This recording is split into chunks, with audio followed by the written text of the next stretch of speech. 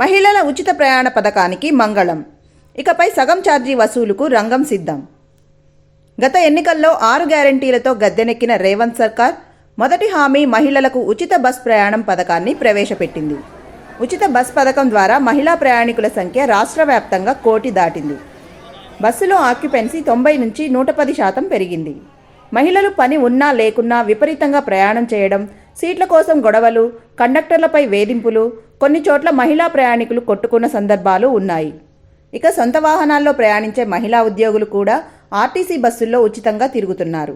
Ticket తీసుకొని ప్రయాణించే పురుషులకు సీట్లు లేకుండా వాళ్లే ఆక్రమించుకొని దూర ప్రయాణికులకు, వృద్ధులకు ఇబ్బందులు కలిగిస్తున్నారు.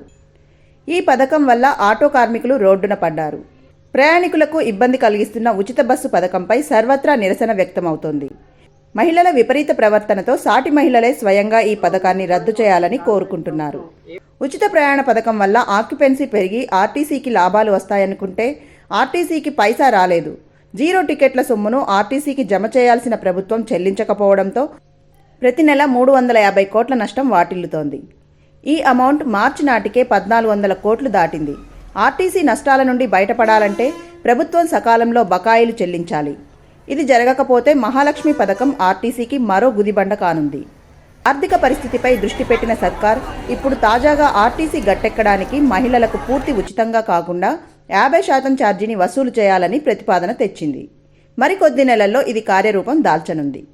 అధికార లబ్ధి కోసం రాజకీయ పార్టీలు ప్రవేశపెట్టే ఉచిత పథకాలు ప్రభుత్వాన్నే నిలువున ముంచేస్తాయి. రాష్ట్రం ఆర్థిక సంక్షోభంలో పడిపోతుంది. ప్రజలకు అవసరమైన నాణ్యమైన విద్య, వైద్యం ఉచితంగా ఇస్తే చాలు, మిగతావి వాళ్లే చూసుకుంటారని విజ్ఞుల అభిప్రాయం.